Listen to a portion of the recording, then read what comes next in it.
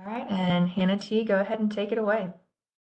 All right, thank you all for joining us tonight. I'll just briefly introduce myself for those of you who don't know me. I'm Hannah Thornton. I'm a student program aide here for Texas Master Naturalists, and I'm the one who covers all the pollinators for Texas stuff. So if you have any questions regarding this, I'll be the one that's always sending you back the emails.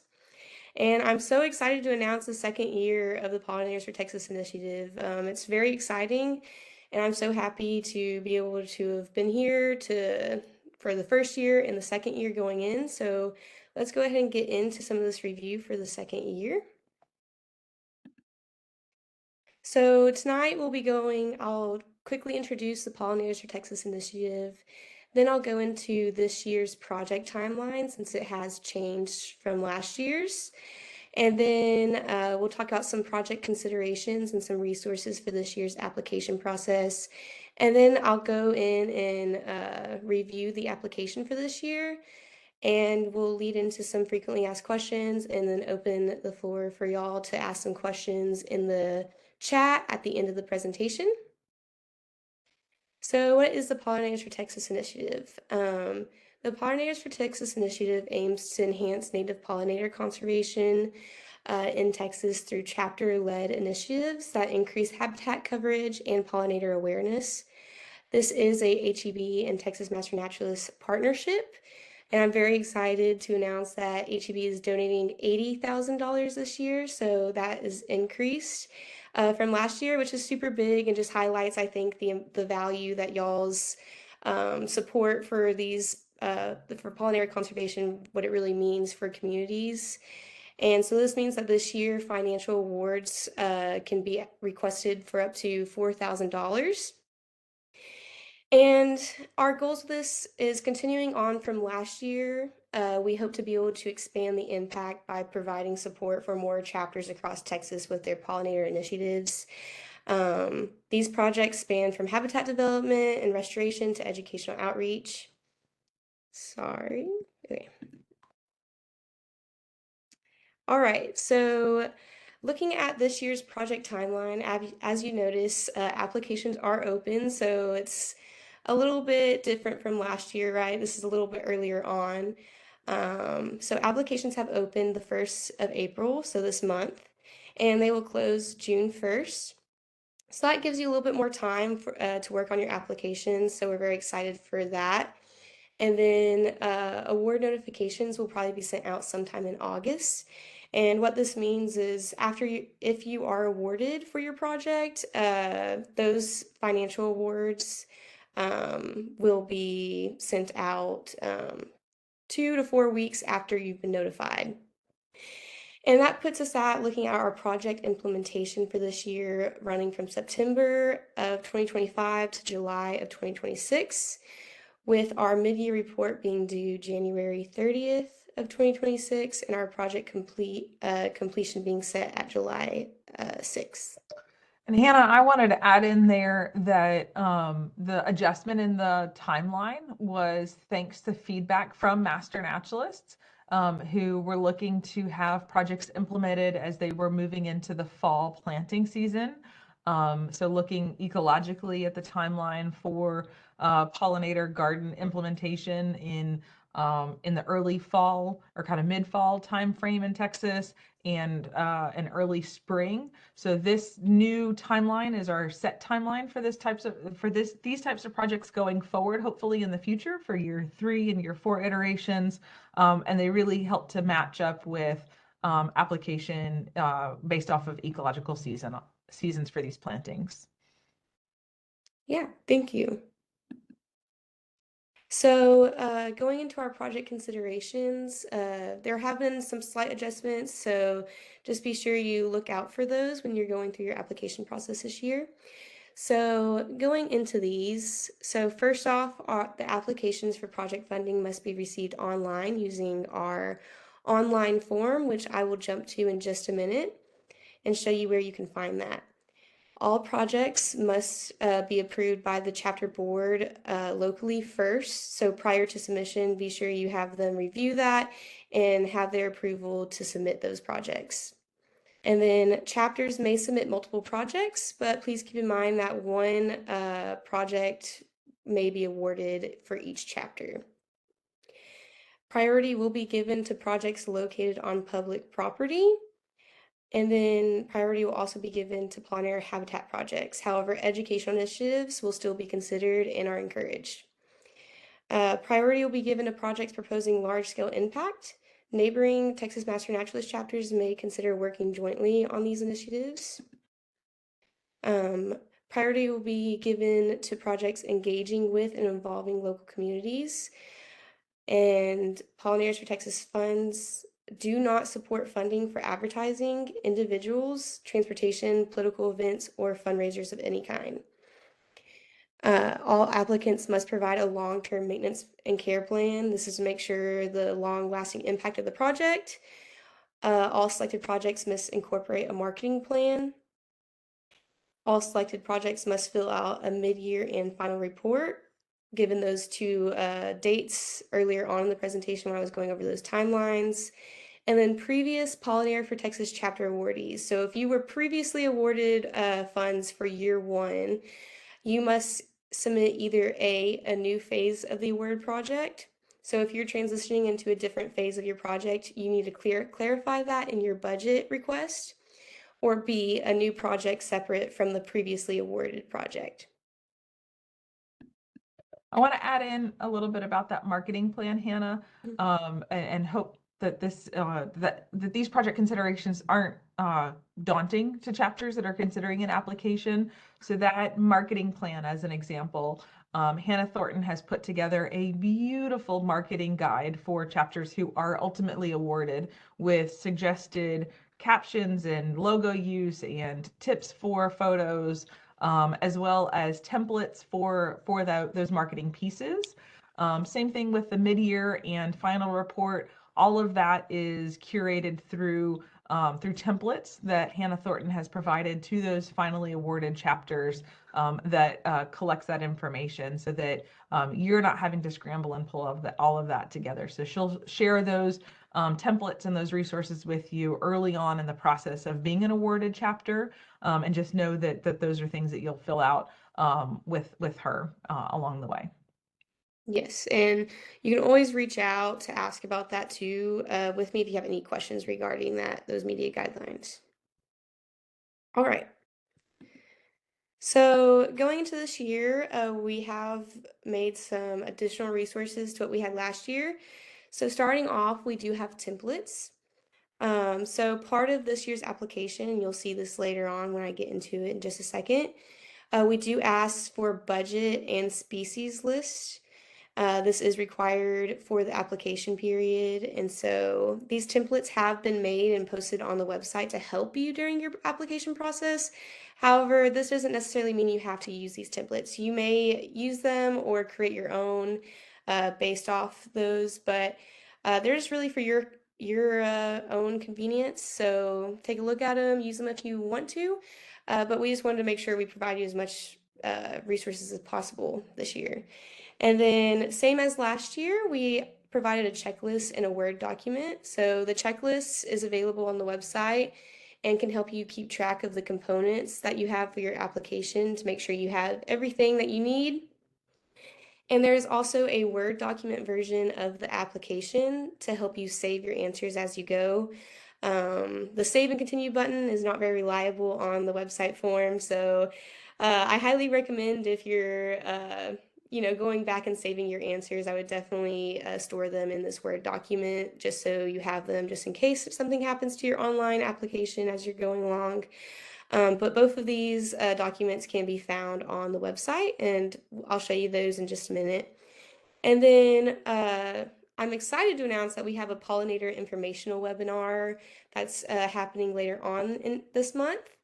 This webinar is going to address important conservation factors that are catered towards our application components. And this is going to happen on April 24th from 6 to 7. And there's going to be more information being sent out regarding this webinar. We have some really great guests, presenters that are going to be there to help y'all, and I'm just very excited for it. So keep an eye out in your email for more information regarding that. All right, so let's get into the application. So this is our website link that you'll find the application at. Oh, all right. So when you go to our website, you'll see our opening page here. And here are some quick buttons to help you. If you press the application button, you'll be taken directly to that application. But I just want to quickly show y'all the layout of the website. So when you open it, you'll find some project details, just going over the purpose of the Pollinators for Texas initiative, some project details that we just covered earlier on in this presentation. And here are where these resources are. So this is the Word document version of the application that you can use to save your answers as you go. This is that checklist that you can use. And this is the W-9 form that is required at the end of the application. So you'll fill this out, and that's where getting approval from your chapter board comes in handy because for those of you who haven't filled out the W-9 yet, you'll see that you will need a ID, a TIN ID, and you'll get that from your chapter board. So just keep that in mind as you go along. And then these are our templates that I discussed earlier, and just quickly I'll hop to these to show y'all what they look like. So this is our budget template, and you'll see here that I have two sections broken up, one for the requests that you're requesting through the Pollinators for Texas funding this year. So this is pre-generated formulas in here just to help you. So as you're listing out these materials, let's say that I'm going to Home Depot to buy shovels, and each one is $15, and you need 5 of them. That's going to automatically generate that cost here, and it'll tally it up for you.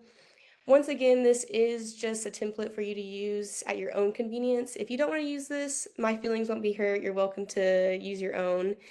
And it is important to note, though, that when you're making this budget, you want to put in your Pollinators for Texas funding requests in addition to your total project budget.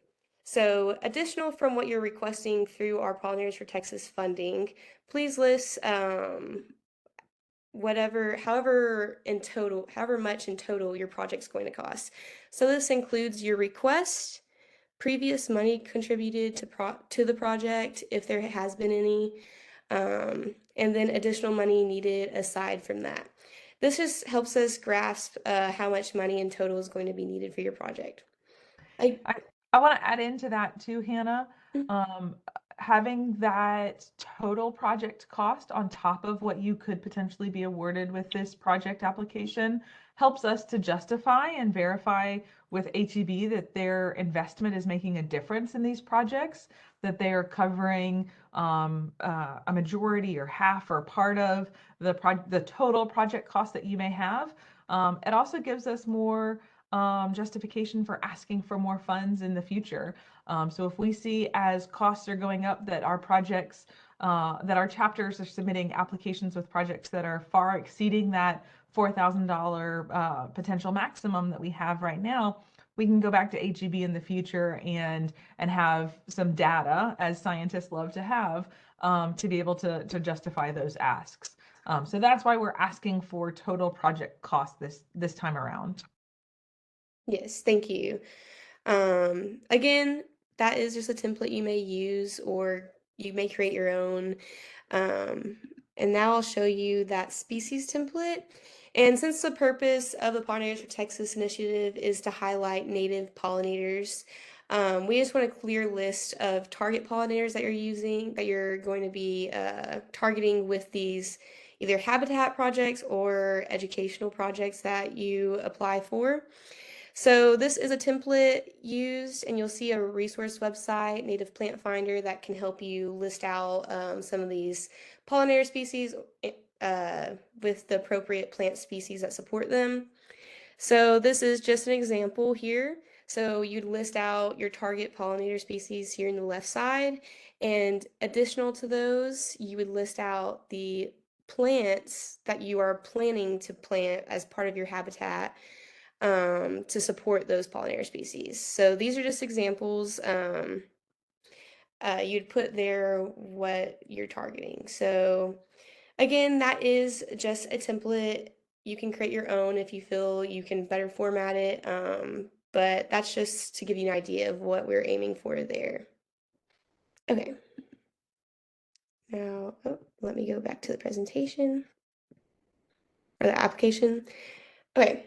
So moving forward, eligibility, all Texas Master Naturalists are eligible to apply to receive funding for one project. Uh, what is really exciting and different from last year is that last year we were prioritizing HEB regions. That isn't as pertinent this year, and so we're really encouraging all chapters to apply this year. So that is just to add to the impact across Texas, and I'm really excited for that. So project considerations, we've talked through these earlier on in the presentation, and down here we will find our application form. So to start off going through this application, I just want to briefly say an important thing to note is that we've broken up this year's application into two different project categories, education and habitat. And this is for the purpose of when we go to review these applications that they're given fair scoring. It's hard to score education initiatives and habitat initiatives in the same different categories, so that will help us when we're reviewing these. And you will find here, so when you're filling out this application, as you get to project details, you will find project type. So let's say we have a habitat project. This will, once you select your project type, this will give you a set of questions that are relevant to only that project type. And you will find that down below. So these are the habitat project questions. Now, you'll see that when we go to educational projects, that those set of questions change. All right. And we'll get into those questions in just a second, but let's start up here at the top. So you'll give general chapter information, so your chapter name, the lead chapter name for the project, chapter mailing address, so you'll use street address, city, state, and your zip code. This is very important because if awarded, these funds are mailed to the chapters, so please be sure that you provide an accurate, good mailing address for your chapter. And then we request that you give the applicant contact name, so whoever is filling out this application for the chapter project, provide that contact with their contact email here. That will help us if we have any questions regarding your application or if we're missing something. It's good to have that email there. And then going into some general project details, we ask for a project name. If you don't have an official name, that's okay. Just try to give a brief name that we can use for marketing purposes when we announce your projects, if awarded. And it also helps us keep track of which projects are which during the review process. And then here I have asked, has this project been reviewed and approved by your chapter board? And you'll see that there's only one answer for this. Yes, that's because every project submitted should be already approved. And again, there's that project type that will give you a subset of questions specific to your project. And then project location. If there's multiple project locations, please provide each of those. And then project overview.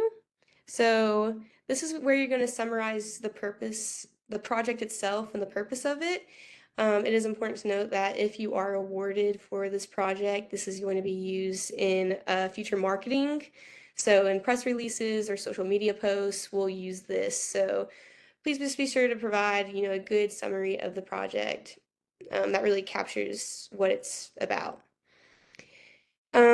You'll list out project goals here. These are just brief goals that you'll list out, and you'll go more into, so you'll list out what is the purpose of the project and what what goals do you hope to see arise from this project? And following that question, we have how do these goals align with the overall goal of Pollinators for Texas initiative? So how by funding your project and fulfilling those goals, how is that aligning with the purpose of Pollinators for Texas? And then we have a spot where you can list project partners. So this, you can list out any project partners that will be helping implement or support this project. Briefly list out what role they have in the project, whether that's helping implement it, helping fund it, just clarify what they're doing. And you can also list partnering chapters here as well. And then project timeline. So don't get scared that you have to have dates set in stone. This is just a brief approximate timeline. If you don't have any specific dates, you can provide just approximations around the time of if we're planting plants around this time, just list that. It helps us to know that you have different goals in mind and have an idea of when you'd be implementing those. So just important dates, milestones related to the project, list those here. It also helps us when we're looking for social media coverage over your project to keep an eye out around those dates on your social medias. All right, and then anticipated challenges. Are there any obstacles that you might run into, such as site constraints, weather, such as drought? I know we've had a lot of crazy weather recently. Funding, do you think funding may be an issue for you? You'll list those here and list out a plan on how you may address those issues if you run into them. And then first, we'll go over the educational project details. These are questions only related to the educational-based initiatives. So who will benefit from this project? So who is your target audience? This may be as wide range as community members. It may be narrowed down to students or gardeners, just whoever you're hoping to help with this initiative to inform, engage. You list that there. And what positive impacts will participants gain from this initiative? All right. What native pollinator species will be highlighted in this education initiative? As I stated before, native pollinators are the purpose of Pollinators for Texas. So we just want a clear list here of what pollinator species you're going to be targeting in this initiative. You can list that out here, or you can attach a list at the end of the application. And what skills or knowledge will participants gain relevant to those native pollinator species? All right. Describe the format of the educational components, such as these may range from workshops, lessons, signage, community events, whatever it is, be sure to list that out. If you have educational material already drafted that you may use, you can attach that at the end of the application as well. How will you involve local participants and promote awareness? So how are you going to engage the community to participate in these educational initiatives? It's really important, as we saw in the project considerations, that communities are engaged in these initiatives. So that's where we address that here. And then what are the anticipated impacts on knowledge, behavior, or local ecosystems? So what are the impacts going to be of that educational initiative on pollinator conservation? How is that benefiting native pollinators? And then how will you measure success? So in those reports that I talked about, it's important that you have some kind of metric that you're going to be using to kind of keep track of what's happening in your project. These metrics may be events hosted, people reached, visitors, if it's a educational signage initiative, maybe visitors that participated. Whatever is applicable to your own project, that's going to differ. So and then how will you ensure this educational project will remain beneficial over time? Is this a long-term initiative what long-lasting impact could this initiative have on participants? So long-term impacts from these initiatives are important as part of the Pollinators for Texas initiative. We want to make sure that has long-lasting impacts, whether it's a long-lasting educational initiative or it has long-lasting impacts on the community. But you'll address that here. And then we move, oh, well, let me go back up and do the habitat portion of the application. So While you're doing that, Hannah, a question that came into the chat that I'm going to read out loud, so that folks that are watching the recording can hear and see the answer to. The question was, can a project have both education and habitat outcomes? Absolutely. Of course, so many of these projects are dually focused. We encourage you to submit your application based off of the largest focus of your project. Also keep in mind that funding considerations are higher weighted towards habitat impact projects. That doesn't disqualify or disinclude education-based projects, just the funding mechanisms are higher skewed towards habitat projects. So think about what your project focuses on more, and then use which category between those two to submit your application based off of. And how you will also, another component that you can use to factor in what you'd be submitting. Also remember you may submit multiple applications. So if that means that you have a habitat portion of your project that you'd like to apply for, you would submit that through the habitat project type questions and vice versa for the educational. But what will help you determine what factors into habitat or educational is what those funds are being used for. So in your budget, if you're more prominently, getting garden or different habitat supplies like if you're buying that using the funds, then you're, doing habitat initiatives. Whereas if those funds are going more towards educational components, then you would, reason that in the educational factor in the application. So just keep that in mind if that makes sense. But also, if you have questions about clarifying what your project categorizes as, please reach out to us. I'd be happy to help you discuss that. So, all right, moving into our habitat questions.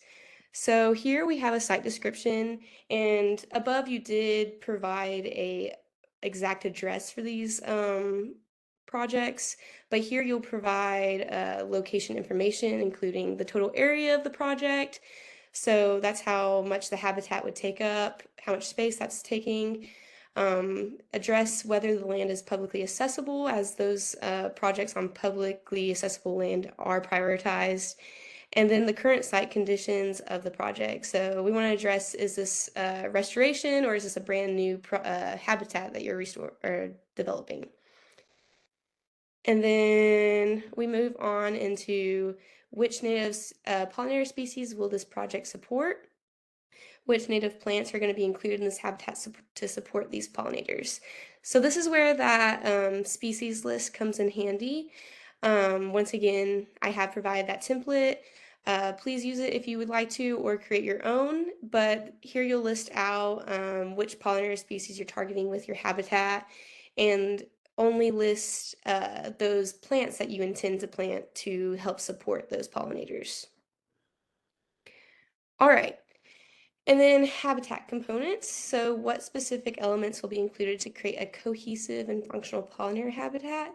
Consider aspects such as diversity, bloom periods, shelter, shade, and water sources. So pollinator habitats consist much more of just plants. So here you may address additional components that you're including in these habitats that are going to help support those pollinators. And again, keep a lookout for that webinar later on this month, because that may come in handy when talking about some of these different components. And then how will you involve local participants and or promote awareness? Again, similar to the educational initiative, it's really important that the community is involved in these initiatives. So list out here how you plan to engage the local community with these habitat projects? How will you ensure habitat remains beneficial over time? Who will be responsible for upkeep and maintenance? And how will plant health and pollinator activity be monitored? So this here is where you'll kind of list out your maintenance plan, and if you have more information you would like to provide regarding how maintenance is going to be executed, you can attach a plan at the end of the application. But it's really important for us to know that these gardens are going to be maintained over time and beneficial as part of the Pollinators for Texas initiative. And then describe how the habitat will benefit pollinators and contribute to biodiversity. So how are these habitats truly benefiting native pollinators? What is the impact there for those species? You can list that out there. And now getting into budget and funding, which is required for all applicants. How much funding are you requesting through the Pollinators for Texas initiative? So again, this year you can request up to $4,000. That doesn't mean you have to request the full $4,000, but just make sure whatever you're requesting is clarified in your budget layout, because we want to know what you're spending that money on. And then disregarding this funding limit, so disregarding what you're requesting through the Pollinators for Texas, what is the total budget required for funding for this project? Again, like Mary Pearl mentioned, this really helps us to understand what is the financial need for these projects that y'all are implementing. So it's really important information to have. And then if full funding is not awarded, how will this impact the project? So last year we were able to fund 16 projects. If you notice, some of them didn't need the full amount of money, which allowed us to fund additional projects. So when talking about this, if you're not funded the full amount, we may be able to fund a little less than what you're requesting up to, but we want to know how that would impact your project. And then this is where you'll provide a clear budget. Again, you can use that template provided or create your own, but please be sure you clearly lay out exactly what the Pollinator for Texas initiative funds will be used for. And then we'll get into recognition documentation. Again, there are media guidelines that will be helpful when you're promoting these projects, so just keep that in mind. But here you'll list out what outreach methods are going to be used, such as social media, press releases, or signage to promote the project as part of the Pollinators for Texas initiative. So it's really important for us that these projects get the recognition that they deserve, as well as our partnership with HEB. These are very important, impactful projects, so it's really important to, make sure that they're getting that coverage. And then social media presence, please provide links to your relevant social media pages that will be posting project-related material. This helps me when I'm looking through projects, trying to get coverage for either our own use for Texas Master Naturalists or for HEB. This may be Facebook, Instagram, YouTube, website, blog, whatever your chapter uses most regularly to post information like this. And then down here is where we have our attachments and additional information. So if there's any other additional information that you think you need to add that wasn't listed above, here's where you do so. This is where you can attach your AgriLife vendor application, your W-9 form. So it's really important that you have to submit this. And again, some of that information is going to be really helpful to reach out to your local chapter board for. And then you can attach relevant project photos if you would like to. If you have a project plan, a layout of, let's say, a habitat project, you can provide that here. Species lists, if you didn't provide it above, you can provide that here as well as the project budget. And then a post-project maintenance plan. If you didn't list it out above, you can attach it here. And any other supporting documents you may have. And then once you have all that filled out, you can press the submit button. Again, save and continue is not as reliable as we would like it to be, so use that Word document to keep your answers saved. All right. So that is the 2025 application. Yes. Oh, there was a great question in the chat. And they asked, do we need to submit our mid-year report? So this person, this chapter has already received a Pollinator for Texas award.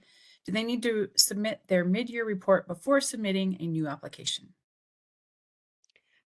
So, um, not necessarily.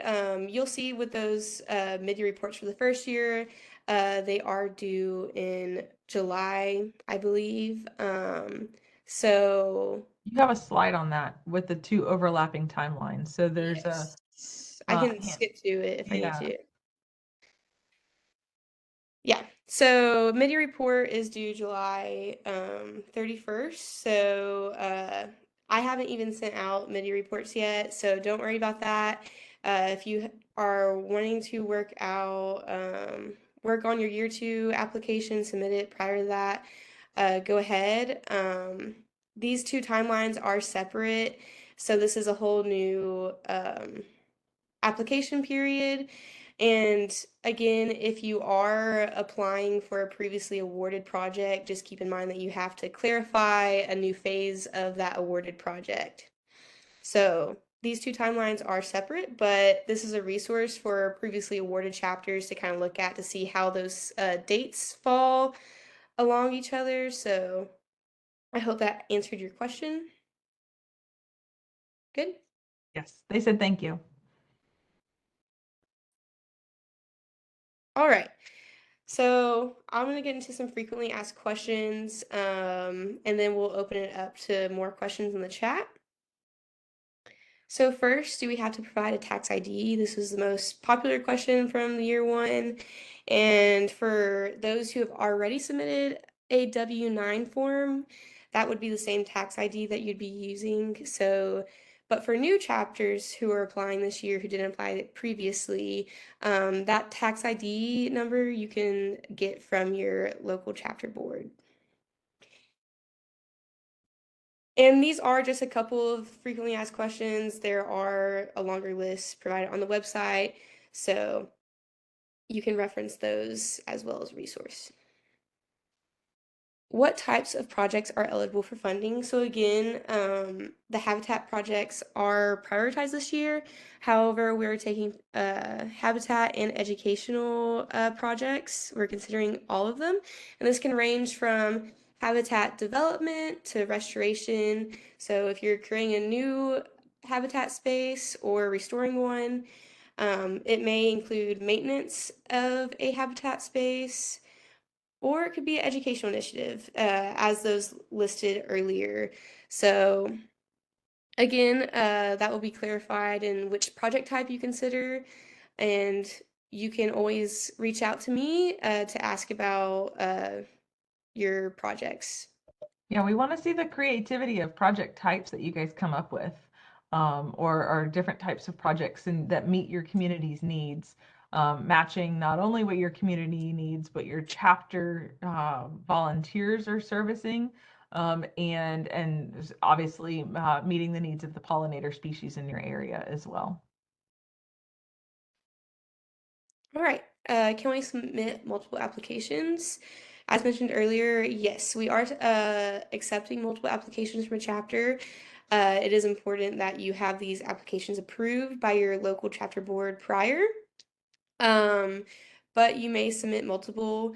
And so if you have two different phases, more of a habitat focus project and more of an educational based project, you may submit both of those.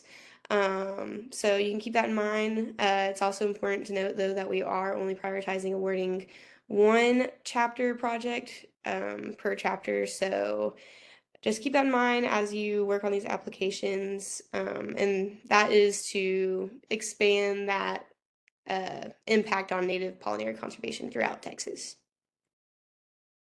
All right. If awarded, how and when will funds be received?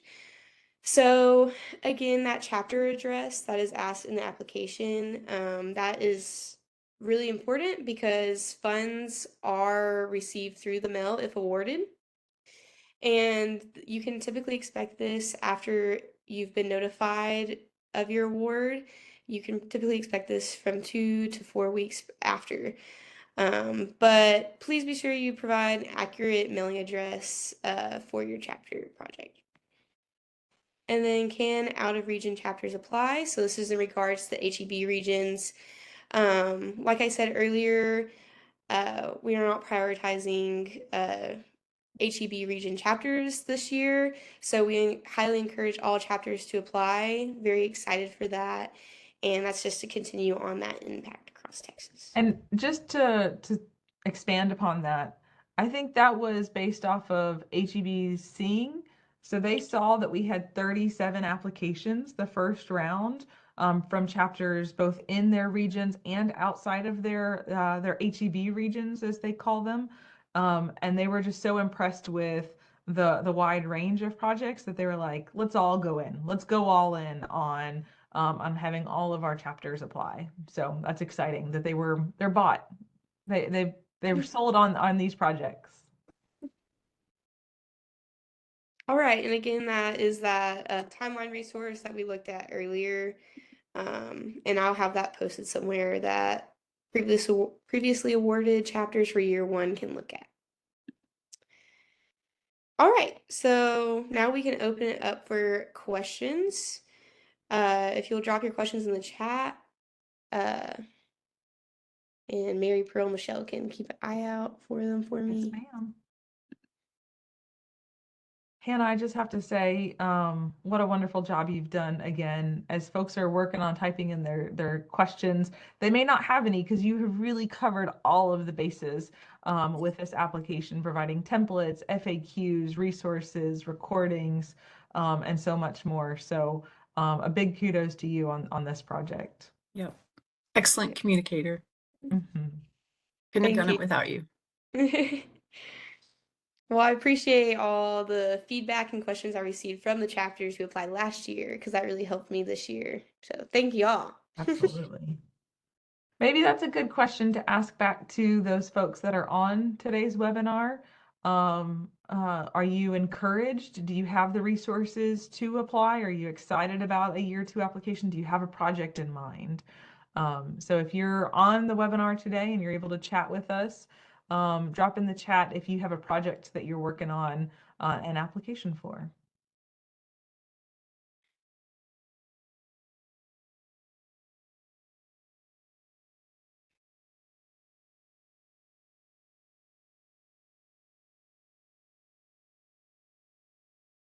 Awesome. Annie says they're working on a pollinator garden. Awesome. Oh, great.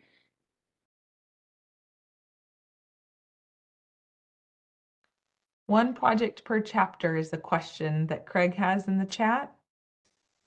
Yeah, so Try that. chapters may submit multiple project applications. That may be different projects if they have multiple. Just remember that we are prioritizing only awarding one project, the financial award for each application period. So you may submit multiple project applications. Just keep in mind that you may only be awarded for one of those projects. And then another question in chat came in about seeking partners in collaboration. So Annie asks about if anybody has any interest in collaborating. We strongly suggest you reach out to your neighboring chapters, those chapters within your territory's borders, because we want to make sure that we're focused in on those ecosystems or those ecoregions where your chapter is operating at.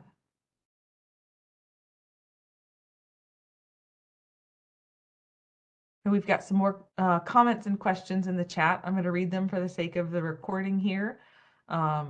Houston says, we are thrilled for the opportunity to further expand our pollinator garden project, currently building and planting several gardens throughout our communities. Patricia said earlier, thank you, Hannah. You've made this seem a lot less daunting.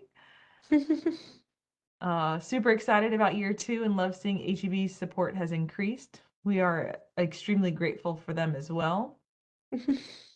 And now we've got some questions here. So Anne asks, and I think she's asking for the rest of the folks in the chat room here, does anyone have an interest in collaborating on a no-mow project for a multi-county region? And again, I think Anne, your answer there is to seek that collaboration with your neighboring chapters, and some other potential collaborative organizations in your chapter's area as well.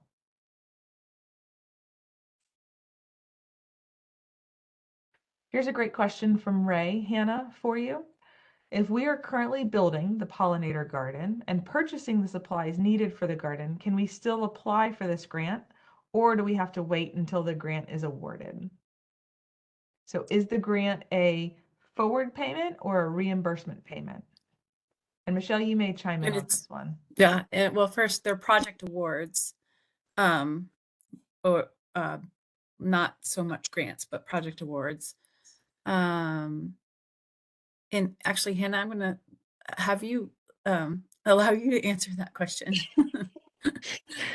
Um, so I know previously awarded chapters from year one, some of them ended up having to go ahead and buy some of the materials for their habitat projects prior to receiving funding. Those reimbursements may be handled within your chapter, so your chapter will receive those funds, and they will have to reimburse you for that. But I think it is really important for you to clarify in your budget if you're asking for funds to reimburse those purchases, to clarify that in your budget. I don't see anything. I don't see anything wrong with it. Mary Pro or Michelle, chime in if you disagree to that. Yeah, No, your chapter could also present that as your local support for the grant too, kind of like your match almost for, and I call it a grant, for the award. mhm. Yeah. So, We've got another comment and then another question for you okay. here, Hannah. The comment first is from the Hill Country chapter. They have a new project involving a local art center that has 12 plus acres of riparian area and lots of non-native plants. They're excited and hoping to improve that area and are in the first stages of planning. And they say, what an inspirational presentation today. And Anne seconded that kudos with great presentation. The question that Christine asked in the chat is it okay to partner with our local master gardeners? Yes, so we encourage partnerships with all external or internal organizations. I think that just contributes to the community engagement of these projects and really just shows, uh, community involvement. So we encourage you to reach out to any external organizations that you're interested in partnering with. Absolutely. Questions are starting to pour in now, Hannah, so I'm going to ask you a few more questions. I'll answer this first one to give you a little bit of a break here. This young lady here asks, where will this recording be posted? It'll be posted on our TMN Pollinators for Texas website. I'll drop that link in the chat for those that are watching, or for those that are in the chat room now. But then Patty asks, would a pollinator project on private property managed by a nonprofit organization and open to the public be eligible? Uh, yes, so you are eligible to apply. It is important to note that you have an emphasis on that community engagement, and while it may not be publicly accessible land, just be sure to clarify how the project on that property will engage and welcome the community and visitors into that space for whatever initiative you have planned there. Um, Publicly accessible lands are prioritized, but that doesn't necessarily mean that since it's not publicly accessible, you're ineligible. So we still recommend that you apply, and just clarify that community involvement and how you will navigate those restrictions, if any, on that land. And it may be helpful to include any notes about kind of the classification of the private property. There's And so if there's any additional notes that you could provide about the property and who it's managed or owned by, that's always helpful too. Yeah. Absolutely. Here's another question for you, Hannah. Is there an average habitat size that has priority? We haven't had this question before. Tom wants to know if there's a specific square foot, acreage, hectare impact zone that you're looking for. Yeah, so that's a great question. I don't think we necessarily have a set area that we're looking for. However, as I discussed earlier, the larger scale project, the higher priority it is on our list. Um, I think so, it's also incredibly ecosystem specific, mhm, and geographically specific. So a larger impact, say in downtown Houston with a pollinator garden in a hot metropolitan area where you've got a lot of community involvement and public accessibility. Maybe smaller in acreage, but higher in impact as far as its presence there in that ecosystem versus a more rural community-based master naturalist chapter that may have more space, physically space. They're going to be graded at different rates. So just clarify what your chapter is able to make an impact on, and how you want to bring all of that together. I think that's the biggest thing. There's yeah. no Yeah, and set know minimum. that impact happens many ways, and that will be taken into account in, I'm sure, by the judging team that reviews the application too. Absolutely. Great question. Mhm.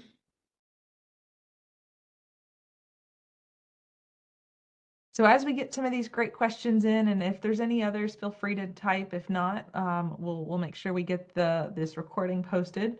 But as there's other great questions that get added, Hannah has been collecting these throughout, and adding them to the FAQs on our website if there's something that she feels that are answers that are useful for other chapters to have access to. So she'll go through the questions that were asked and discussed today and decide if there's those that needed to be added into that FAQ. That website is the go for everything. It is the kitchen sink of all the resources. Otherwise, there's also her email address, which is checked not only by her, but is accessible to the rest of the team should she be out of the office. So that's that TMN pollinators for Texas at ag.tamu.edu. Awesome. And then you've got another great example of a chapter at work. Brushy Canyons chapter, our newest chapter, says we are rehabilitating an existing native pollinator garden at a state park with their first year awards, and they're looking forward to brainstorming new project ideas for their second year award or second year application. Mhm.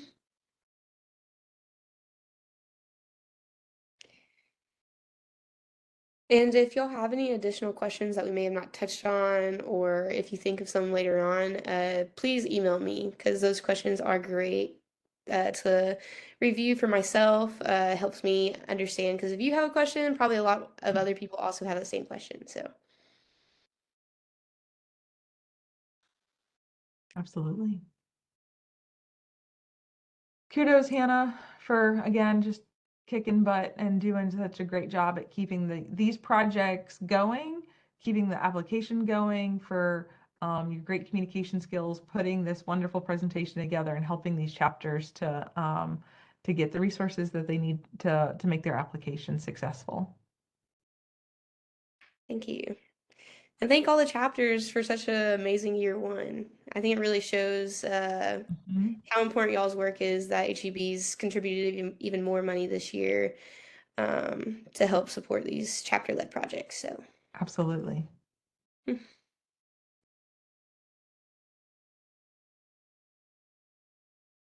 got about 6 minutes left in our time allotment for this evening. If you have any other questions, please put them in the chat.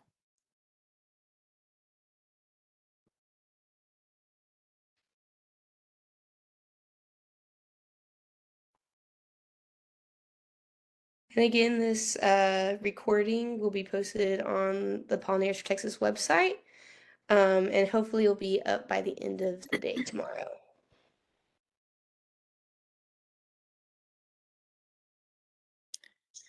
Yeah, Hannah, there's a question in the chat, and I'll let you answer. I may have missed this in the beginning. Is there a list of last year's winners?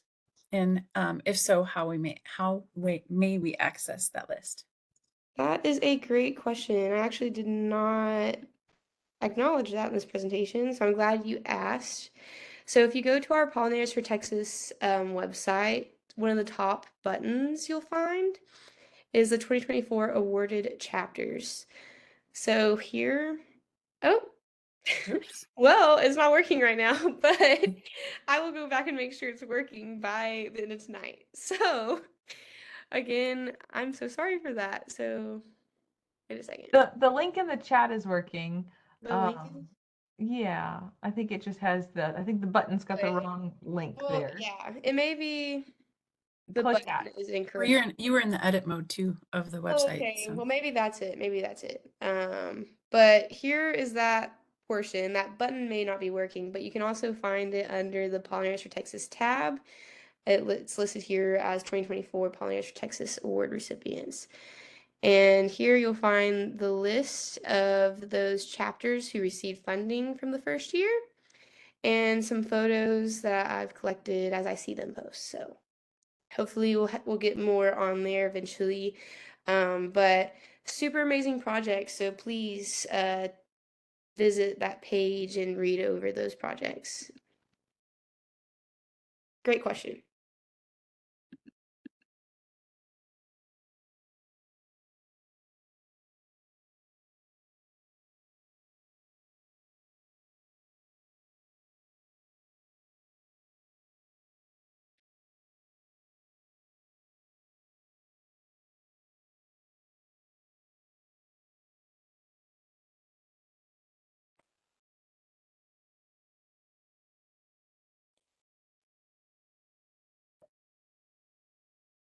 All right. Y'all, as we're closing in on that hour, we're going to say good night and good luck with your applications. And another huge round of applause and thank you to Hannah Thornton for keeping this all together and for doing such a great job of coordinating this project for us. For anyone who is wanting to find those 2024 winners, I just fixed the button on the website. So it's now working. Awesome. Thank you, Hannah Ferguson. Thank you, Hannah.